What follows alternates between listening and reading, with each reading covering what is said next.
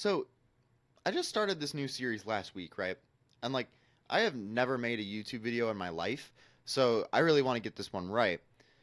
Well, I started recording this one, and after comparing the footage between this one and the last one, I realized my mic was unplugged for the entirety of the first episode, and it was just recording off the computer's internal mic, and this was just sitting here the whole time. Not off to a great start here. So, welcome back to another album review.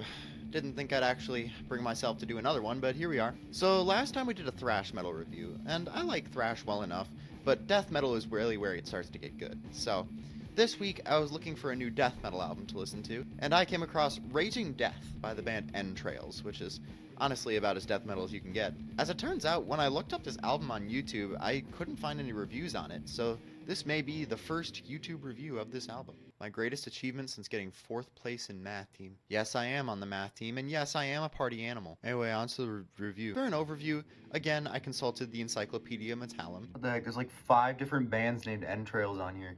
And apparently there's a band called Dehydrated. That sounds awesome. And it said that Entrails is a Swedish death metal band that technically started in 1990, but really only kicked up after 2008. Raging Death is their 3rd LP, which came out in 2013. In the band's history, Entrails has recorded 7 LPs, which is quite a sizable contribution to the scene. As for the writing, old school Swedish death metal bands like Entombed or Unleashed are very obvious influences for Entrails. Now, being similar to those older bands is not necessarily a bad thing. I mean, Entrails and other bands like Necrot and Ripped to Shreds are what's keeping the old school death metal sound intact in the modern age. It just means that the writing isn't much different from what death metal fans have already heard before.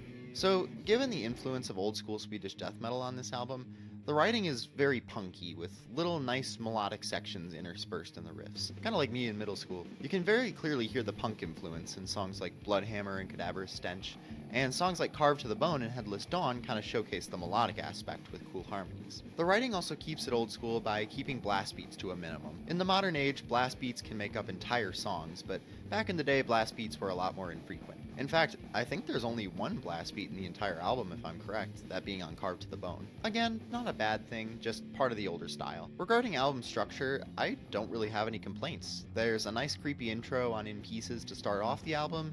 Each song has a different feel, being groovy, fast, punky, or melodic, and Headless Dawn gives a good break from the action with a nice clean section. The main issue some people might see with this album's writing is that it's too derivative of the source material. Probably the most blatant example is in the Cemetery Horrors, which has an eerie keyboard section that is not just eerie in how it sounds, but also eerie in how much it resembles Left Hand Path by Entombed. Again, doesn't sound bad, it's just an issue of whether you want something unique or something that contributes to a sound that has already been defined. And speaking of sound-wise, the album is still based on that of old Swedish death metal, though if you ask me, there's a bit more punk added in than that of other bands. I'd say it's more punky than Entombed, but not as punky as, say, Deathrite, which kind of explores the crust punk realm a bit. Again, like me in middle school. The guitars are deep and bassy with that little bit of buzzsaw added on.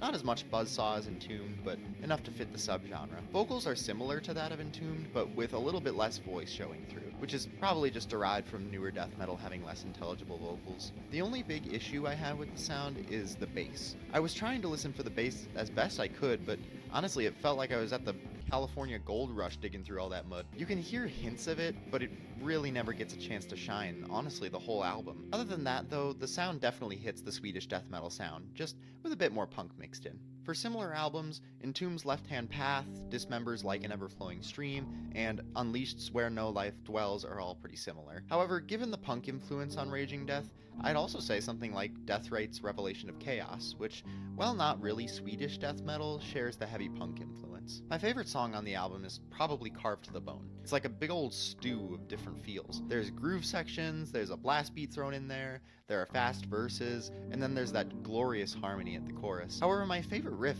is not actually in this song. My favorite riff has to be the intro riff to Death League.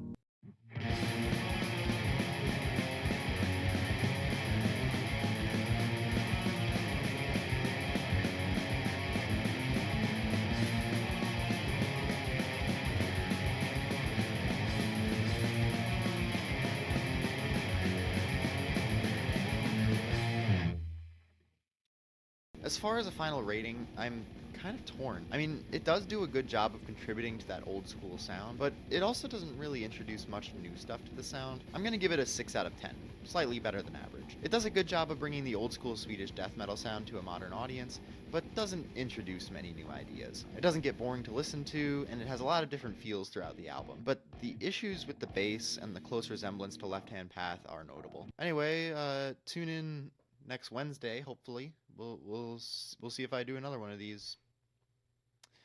I have no idea how to end this. I was asking like everybody how to end this, but nobody had any good endings, so bye.